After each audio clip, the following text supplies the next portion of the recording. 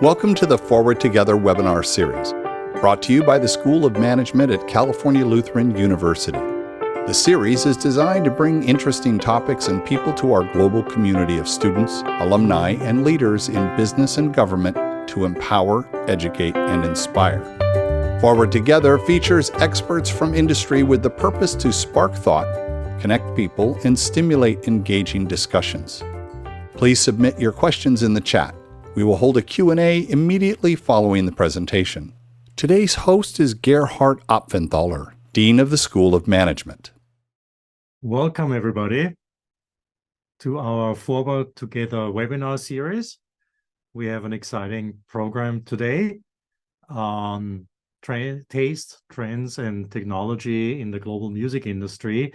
And even better than the topic, we have a wonderful guest today, not only because he is actually an alum of Cal Lutheran, so he's part of our family at the School of Management, but also because he represents one of the most visible companies these days in the global music industry, Joe Hadley, who is the Global Head of Artist Partnerships and Audience at Spotify. Hi, Joe. Hello, how are you? Doing well. How are you? I'm doing well. Actually, as of today, I am the global head of music partnerships at Spotify. So my remit has changed a little bit. And yeah, we can talk about that in a second. Okay, that sounds wonderful, Joe. And I understand you just came back from a trip to Singapore. I hope you have recovered. Yes, I got back midnight Sunday, Okay. and right back at it. So it was, it's a 20-hour flight and a 15-hour time difference. It's a bit aggressive. Yeah, wonderful. So from Singapore to Thousand Oaks, that's true global mobility. Absolutely. Joe, I want to get to your role at Spotify in just a moment. But before we do that, could you just talk a little bit about your career leading up to your current role at Spotify? Sure. How far do we want to go into it? Do we want to go right after Cal Lu? Do we want to, you tell me. Wherever you would like to start, right? So whatever impacted your path, let's start there. What got you inspired actually to start looking into the music industry? That's a good question. I think I always wanted to work in music. I just had to find a way in. Even when I was younger, a lot of my time was on Napster or Kazaa or LimeWire, and previous to that, like recording songs off the radio. First cassette I ever got was NSYNC, actually, which is funny with their appearance at the VMAs. But I've always had a long love for music, and really it was the only option for me. From there, it was just figuring out how the hell to get into the industry because I didn't have any friends or family in it. And I did that the most traditional way. While I was at Cal Lutheran, I actually got an internship at Warner Bros. Records, and I interned there as a marketing intern. And then I interviewed for about 6 jobs at Warner Bros. Records and didn't get a single one of them. So I moved back to Chicago for a bit, for about a year. But prior to that, I moved to Germany and spent about 3 or 4 months there, throwing very illegal parties in an abandoned bookstore. One of my buddies and I went and we hired a DJ locally, and then we went to the military bases and handed out flyers. The first event we did, I think we charged like €8 and had 150 people show up. It was cool. And then got kicked out of the country because we were there longer than 3 months, which you cannot do in the EU without a visa. Landed back in Chicago, and I started working still on my mission to join the music industry. While I was in Germany, I still have it in my Gmail, actually. I sent out about 150, maybe 200 emails. 2 people replied. One person replied correcting my resume and my cover letter, and then the other person replied and offered me a gig checking coats in the box office at a venue in Chicago called the Dark Room. And that was my post-college internship, first foray back into the music industry. From there, I met an executive at what was then called the Windish Agency and is now a part of Wasserman. And I started at Windish as an intern. So I was working at the dark room as an intern, Windish as an intern, and then selling women's shoes at Nordstrom, commission based 10%. So the agency path was on track for me. I got into Windish, and that's when it really all changed for me. I really just felt like I needed an opportunity, got the job there as an assistant. And within, I think, 2.5 years, I went from intern to agent, which is pretty unheard of at the time. And I think it helps that I was at a smaller shop. I learned a lot there, really refined my skill set as an agent. And then about 6 years after I started there, I made the jump to CAA. And that's where I really kind of developed and came into my own. That's where I found my first music industry mentors. That's where I gained a bit of confidence in myself. And that's where I forged, a lot of the relationships that I have today. Do you want to stop there? You got any questions? You tell me. Yeah, let's stop there. I think it's persistence, right, that describes your career path best, to deal with rejection and keep trying.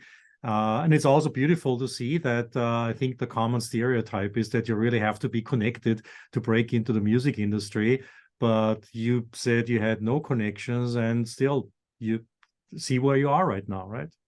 Yeah, no, I think the connection thing is definitely frustrating when you start out and you really want something, and you see other people have something that you have, and you just gotta keep going. I was pretty relentless in my pursuit of getting into the music industry. I have consistently gotten far more rejections than I have yeses, but it just didn't really affect me. I knew what I wanted. I knew where I wanted to be.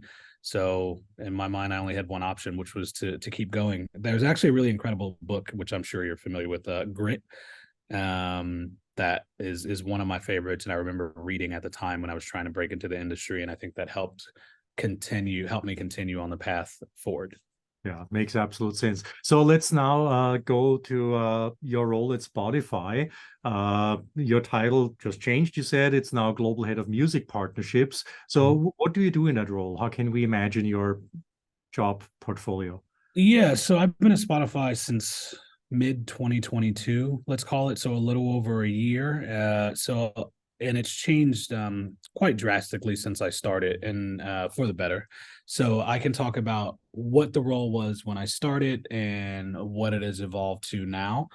I started out last year as our global head of artist partnerships and audience, really with a focus on improving the relationship between Spotify and the manager and artist community, and leveraging those relationships to help us build programs that are more equitable for both Spotify and the artists, but also make sure we have the right audience strategy for our playlist marketing campaigns, genre marketing campaigns, and artist marketing campaigns.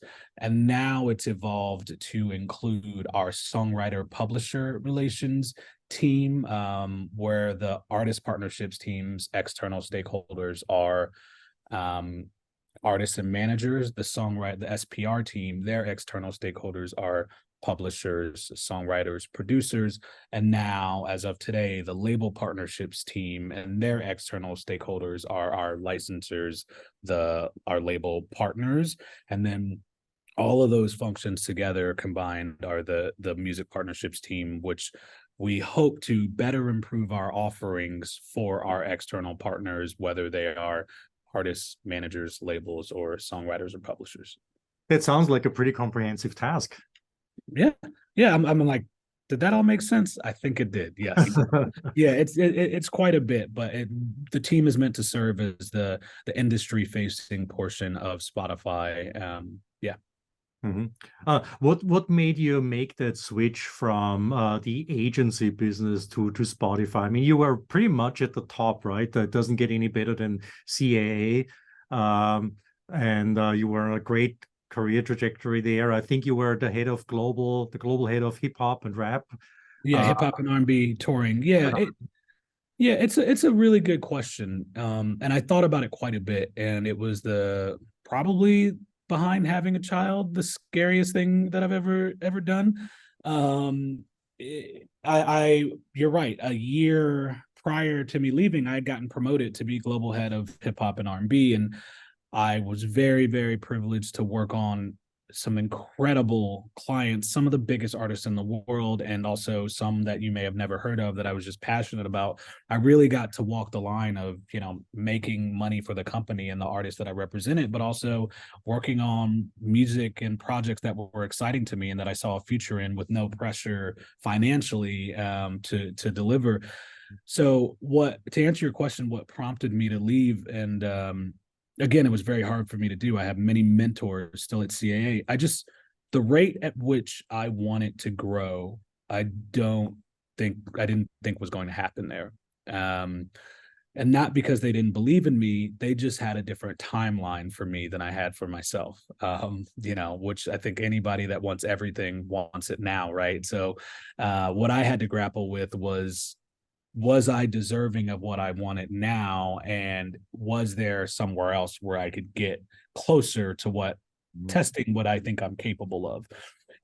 So I had no plans on leaving, but I actually set a meeting for one of the clients that I represented at the time for their company and Spotify. I sent a cold email to the global head of music at Spotify, Jeremy, and he replied right away, as he does. I have no idea how he does it, but he replies in like 2 seconds to everything. And he replied right away and was like, yeah, of course I'll take this meeting for this, superstar artist company. So we go sit down, we have a great meeting that I led, and he calls me a couple weeks after and is like, hey, I'm opening this global head of music partnerships role. Would you consider it? And immediately I was like, no, I'm not interested. I just got promoted at CAA. Like I'm kind of crushing right now. Like, leave me alone. And he was like, look, if nothing else, we'll have a great dinner and you'll get a relationship with the head of music out of it. I was like, oh, that's a fair point. But in between that and the 2 weeks or so that we had dinner, I started to think about it more and more, and I just became more intrigued. And then when I sat down with him, he was so good at articulating not only the things that would be exciting to me in the role, but also the things that would drive me insane about the role. He was very upfront and managed my expectations very well. And I thought, one, it was an incredible opportunity to manage a larger team and to grow my experience and to help artists in a different way and have more impact in the artist community. But two, it was just, I really, really wanted to work for him and hear and learn from him and the way his mind worked. I'd never, reported into someone that was, that close to age in me. All my other previous mentors had a few decades in the industry on me, which I valued, but I also really wanted to understand how his mind worked and what it could be like over here. And here we are. Yeah, wonderful. So ultimately it was about the person, right? Who convinced you, the team that you would be working with. Yeah, it was. If it weren't for Jeremy and Maddie, who played a big part in the recruiting process, and then meeting Mary Catherine on the team, if the people sucked, right, there was not a chance I would have jumped from a place where I loved most of the people that I worked with. Yeah. So one last question about CAA. Impress us a little more. Tell us a little bit about the artists that you worked with. What's funny is I still it varies, right? But I still get a bit of imposter syndrome when I talk about the artists that I was privileged enough to like work on their behalf. So I can tell you some of the ones that I started out with, like my first couple artist signings at CAA that I was really excited about. There's a UK singer and producer named Tom Misch. We took him from not playing any shows at all to selling out the Greek in LA, which is 6,000 tickets in, less than a minute. An artist named Georgia Smith, who I started with before she played her very first show, another UK singer, no tickets to selling out the last tour in LA. She did 2 Greeks, which is about 12,000 tickets through ASAP Rocky. I booked every show for him for the last 5 or 6 years. He headlined numerous festivals and arena shows through Thames, who's a Nigerian artist, and Rima, who just became the first African artist to break 1 billion streams on platform. I started working with them in 2019. And then up through Beyonce, who is on tour right now, and stadiums around the world. So it was a really, really incredible roster. And I've been able to bring those relationships that I cultivated on the agency side to Spotify, which is probably why, Jeremy was interested in me in this role. Yeah. Very, very cool and very impressive. I want to make sure that I point out to the audience that they have an opportunity to post questions into the Q&A section. And in the second half of our webinar, we'll pull from those questions so that everybody gets a chance to interact with you. But before we get to that, I want to talk a little bit about the music industry and Spotify in particular, right? So over the last few years, there was an incredible democratization of the music industry. And I was reminded recently that there are about 100,000 songs that are being released every day. And about 40% of those have less than 100 streams, and a lot actually have 0 streams. So how do you cut through all that clutter and identify the next big thing? Yeah, it's a great question, right? And we have a phenomenal editorial team here that is headed up globally by a woman named Selena Ung. She came from Deezer. Prior to that, she has touring experience, and she runs a tight ship. The editors listen to, obviously not 100,000 songs a day worth, but they listen to music all day, every day. They have these wonderful sessions called global curation groups where editors from all of the regions get together based on genre and discuss what's bubbling in their region, what they're excited about, who's up and coming, and that's how we share information. And then there's also the artist pitch tool that is available to everyone in S4A, where you can put in your song, but also pitch information and what's happening for you on the touring side, all the other things that are going to contribute to your success. I think sometimes artists and teams make the mistake of assuming that getting a playlist alone is their marketing plan or what's going to propel it. And there's so many other factors that contribute to both success on platform and off. And when we see compelling stories outside of our streams, that usually helps as well. Okay, so it's not just the metrics, right? It's not just that a song blows up somewhere in Singapore and then it pops up on your radar. It's actually very proactive searching for. Absolutely. Our editors love nothing more than finding a song that hasn't been posted anywhere or with little to no streams and being the one to help amplify it. I think, anyone that loves music, you love sending a song to your friend and it becomes their favorite song, or your mom or whoever, so it's no different with the editors. It is a highly capable and incredible group that is curating most of what you hear on our platform. Very cool. So in the last year or so, right, artificial intelligence was everywhere. You just couldn't escape it. And it definitely also has an impact on the music industry, right? You have voice filters now that make you sound like Snoop Dogg. How is artificial intelligence going to change the music industry? You know what? I'm not going to lie. I'm not the best person to ask that question. What I would say is it will change it drastically. The real question is, when is that going to happen and how is the music industry going to respond? And that's what I hope we focus on, right? The change is inevitable. It's just preparing for it, embracing it, and making sure that we can continue to empower artists and their teams and the labels to utilize it in a way that's most beneficial to them. So, yeah. Okay, talk a little bit about Spotify. So definitely you revolutionized the industry, but there are other companies out there, right, with really deep pockets. Thinking of Amazon and Apple, and which kind of makes Spotify still a niche player almost, right? And so how does a company like Spotify compete with these giants? Well, at this point, it's less competing and more increasing the lead, right? We've got over 550 million subscribers. I don't think it's close with any of the competitors, despite their deep pockets. And what I would say our strength and what will help continue to set us apart is that we have incredible global teams, but we have teams on the ground in the majority of the markets where the streaming service is available. So you have this incredible conversation between the global and local teams that make Spotify as a global entity with 550 million subscribers feel personalized to people in each market. And that's where we really went and set ourselves apart. You can't deny what, Apple and Amazon and the other companies have done and what they do, but our strength is the fact that we have our strong local teams with connectivity to global and going from there. What role does technology play in all of that, right? So Apple has spatial audio, there is Dolby Atmos, which I understand is not yet on the Spotify platform. Is that somewhere in the stars? Does it even play a role in your industry?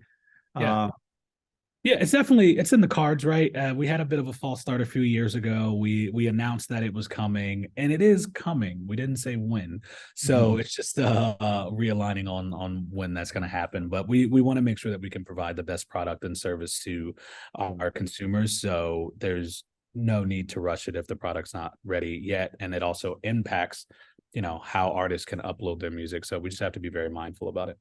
Yeah, talking about things that are coming, I think you recently launched the discovery mode, right? And I think it's still in beta.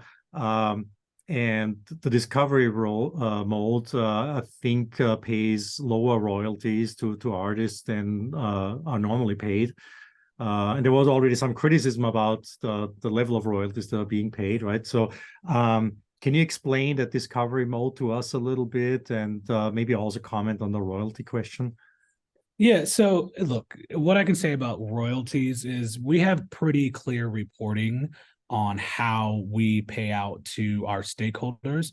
There's a website that we have called Loud and Clear, which I'll send after, that I encourage you to blast out. And it goes through year over year how much money we pay out to the music industry as a whole. I don't know how well known it is, but we pay about 70% of every dollar out to the rights holders. And then from there, that gets distributed to the artists and songwriters and producers. We don't control how much of that is paid out, but I would like to think that 70% of every dollar is a pretty significant amount of money to pay out.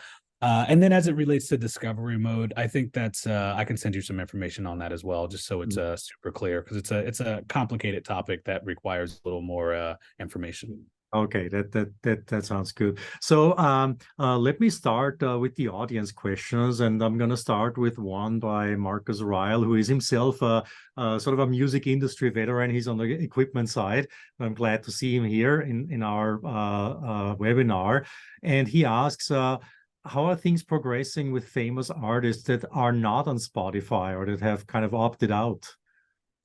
Yeah, it's a great question. There's a handful, I would imagine more than a handful of artists that aren't on the platform, and we would love to have them on. So there's probably ongoing conversations with each of them that are at varying points of seeing them come on platform or not. But yeah, that's really it. It's just, trying to get them to come around. We want our consumers to be able to experience all the music that they want, and we want to be able to blast out the music to the audiences around the world. It's just finding something that feels good for all parties. Yeah. So it's mainly a contractual, not necessarily philosophical question. Yeah, for the most part, it's definitely a contractual thing, and it's like Yeah. Cool. We have a question from Sonia Montiel. She has a young artist under her purview that she's trying to help, and the young artist actually gets offers by industry veterans, in air quotes, with offers to help and to actually get some recognition, get some streams.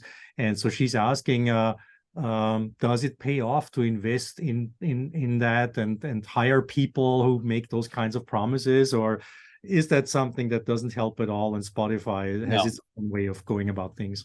No, do not pay someone to help you get into the algorithms or anything like that. Don't do that. The best course of action is developing a following within your region, pitching it through the pitch tool, playing shows where you can, but 99.999% of the people, 100% of the people that are promising to get you sway if you pay them. That's just not false and not a good use of money. That's false. Sorry.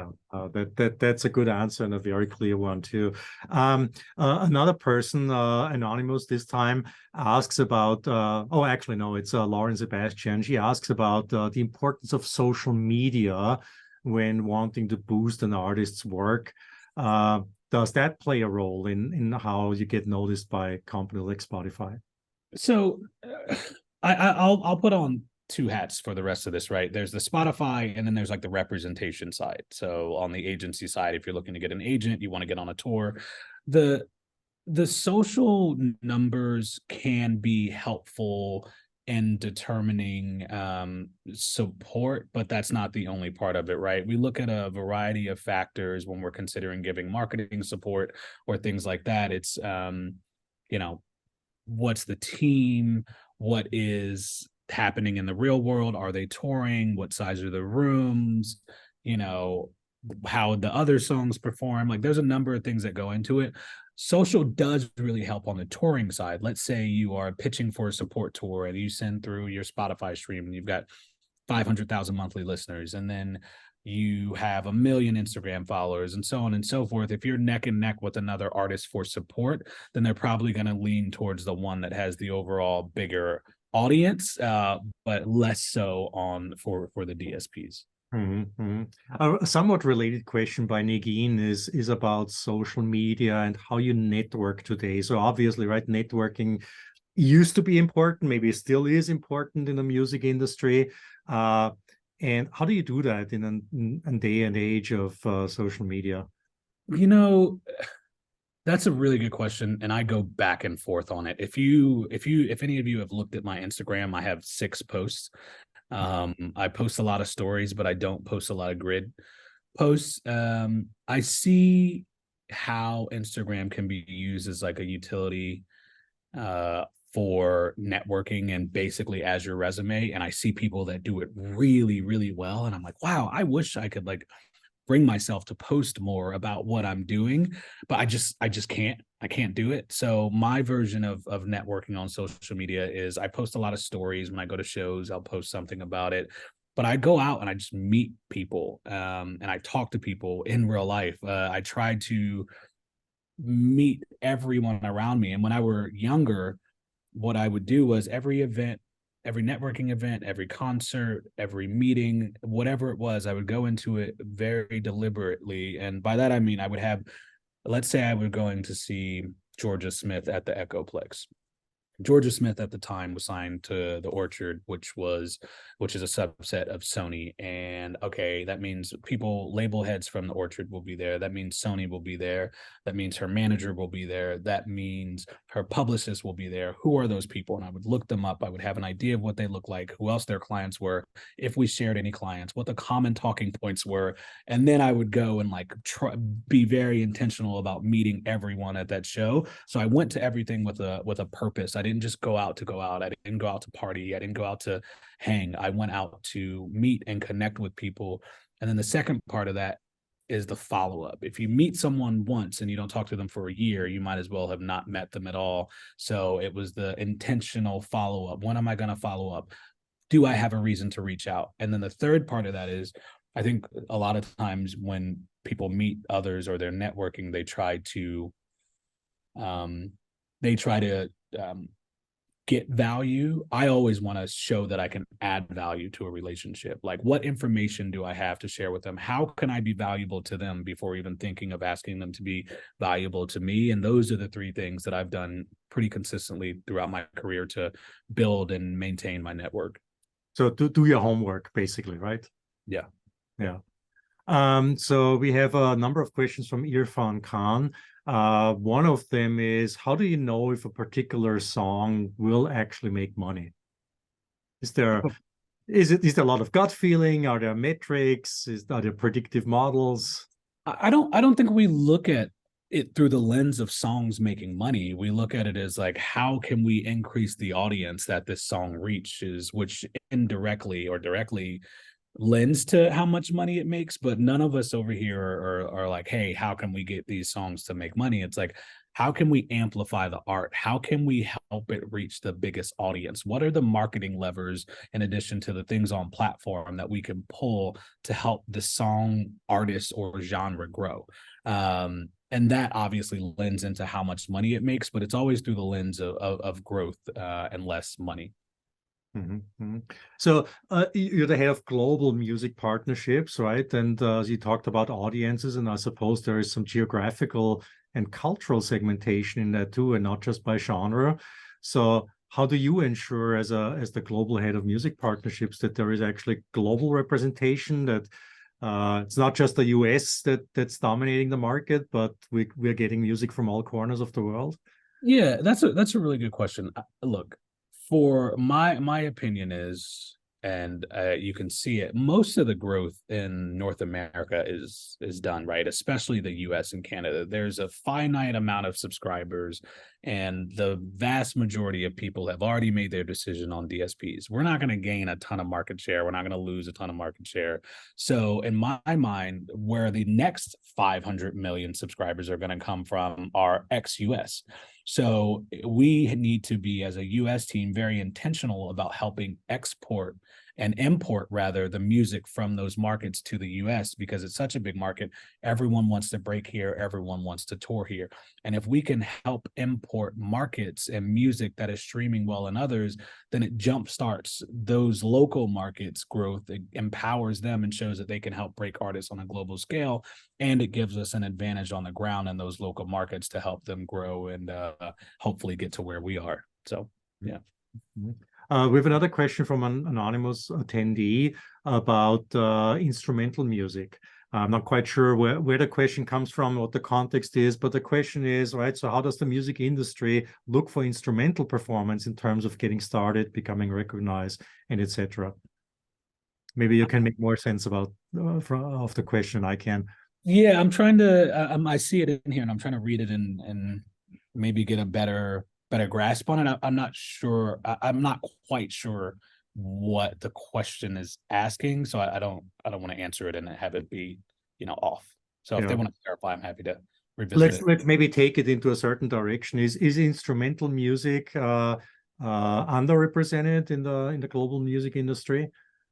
Well, I think there's different types of instrumental, and I would love to know what they're talking about. Are we talking classical? Are we talking composers? Are we talking a band like Khruangbin? Are we talking Bad Bad Not Good? Like, it really varies, the instrumental spectrum. So Makes sense. An interesting question. You're from Chicago originally, right? You mentioned you were going back to Chicago. So the question here is, did that influence your career, being from Chicago? It's not necessarily maybe except for blues and jazz, but it's not necessarily known as the music capital of the world. How did that influence you? Well, I would argue a little differently. I think you had jazz, you had blues, you also had Frankie Knuckles and house music. There was a huge electronic scene. And then in rap alone, you had some of the more influential artists, right? Despite where they are now, but Kanye West is from there, Chance the Rapper, Common, the list goes on and on. It was a mecca of rap at one point, and still a lot of artists come from there. So it definitely influenced me quite a bit. And even there's the venues in Chicago. It's one of my favorite places. The Metro, the Bottom Lounge, the Empty Bottle, up to Wrigley Field. Like there's just a lot of incredible venues. But also, the Windish Agency was founded and started in Chicago, which is the agency that I started out in. So it definitely influenced, my taste and where I am now. Makes sense. Here we have a question that's maybe a little more technical, but definitely a question that will be of interest to a lot of budding artists. Do you have any tips for upcoming artists to try to maximize their reach? How often shall they release music? Should they release albums, EPs, or singles? shorter songs preferred over longer songs. There was actually a good article I think, in the Wall Street Journal about that recently. How early should a song be submitted for distribution prior to the release date, and so forth? Any tips on that? So the very broad answer is all of that varies pretty drastically based on the type of music you're putting out, based on your audience. A lot of that you should be able to like infer from closely watching how your current fans engage with you. You have to see how they're responding to when you put out songs, to how you put them out, to the cover art, right? There's a lot of nuances that vary based on who your audience is, but it's really about paying close attention to them and like pouncing on the moments when they're engaged and trying to replicate those. That's where you're gonna see success. So it's really specific to the individual artist, and they need to monitor what works, what doesn't work. Absolutely. It's, what works for one artist at the same level may not work for another, but the same thing may work for a superstar. So it really comes down to the artist, to the genre, to the region, to sometimes the country and state. It varies pretty drastically. So what about the length of songs, right? There was an interesting article in the Wall Street Journal recently about how the length of songs has shortened over time, right? So we used to, and there's another question about albums. When I grew up, right, we bought albums, we listened to albums, songs were longer. We all remember the scene from the movie about Queen and Freddie Mercury, right, where they released a 7.5-minute song. Yeah. And now most songs are a minute and a half, maybe. Mm-hmm. And there was even an example of a group that released an album with 1,000 tracks that were all 30 seconds long. So how about that? Yeah, I think there's no denying that the length of songs has gone down. What I find is interesting, and some of my favorite tracks in the last 18 months or so have been on the 1.5 to 2 minute side, like a lot of the kind of Pink Panther songs that have come out and some of the songs from Gen Z artists. And I don't know what's better or not, but I do think it's interesting if there's a shorter song, in theory you would be playing it more, so there would be more streams because it's done quicker, but there's probably some more research to be done there. Mm-hmm. So I think we now have a little bit of more insight into the instrumental performance question. It's about individual artists, right? So what about a very gifted jazz musician that just plays the trumpet, right? Have these people ever a chance to get recognized? Yeah, we have dozens, if not hundreds, of jazz playlists online. We have editors that do curate jazz music. It really does start, though, first with building the audience in the same way you would if you were a band or a rapper or a singer. But there are avenues on platform for jazz to succeed. Yeah. Let's see. You're also seeing the questions, right? If any of the questions tickles your fancy, please feel free to also jump in, Joe. Yeah, let's see. Well, the most recent one, how do you manage large groups of people? Do you have any specific tools to keep everyone accountable? Yeah, so one, I could be a lot more structured and organized than I am. It works both for and against me that I have, how do I put this, a pretty good memory. So I tend to store and compartmentalize everything in my head. But the way that I manage a large team is, you have your what we call leads here, and it's basically your direct reports. So at the moment, I have 6 direct reports, and their team sizes vary from up to 22 or 23 people to 2 people to 10. It really varies. And then each of their direct reports has lines. So we try to structure it out so that most people don't have more than a maximum of 6 direct reports to help structure things a little better. And that's super helpful. On the other side at CAA, there was everything was flat. And then you had the heads of the department. So you had 200 plus or so people reporting into 4 different people, which, kind of works for that structure.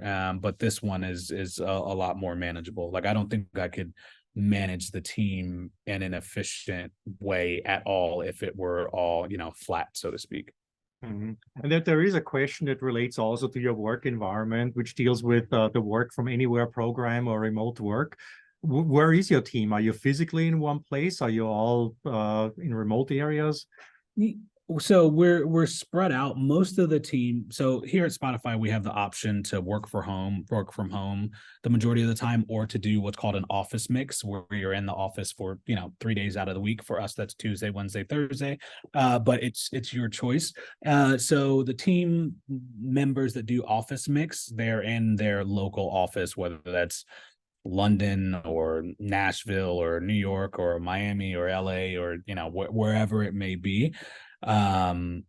So that helps. And we've just implemented like a new policy where we're going to ask new hires they can choose the work from home mix after the first year to get better acclimated with the team and get a feel for the community and the culture of Spotify, which I think is a good move. There are two interesting questions, longer ones in the Q&A section also that we might bundle together. The first one is, again, about artificial intelligence, and you already confessed you may not be the best person here, but the question goes into that direction, right? So artists could be cut out by artificial intelligence, by having an AI engine just produce music that sounds like highly personalized, highly individualized. So where an AI engine just produces music, and the real artists that put thought and work and heart and blood and sweat and tears into it are no longer competing. Do you have an opinion on that? And the larger question, of course, is what's the next thing in the music industry?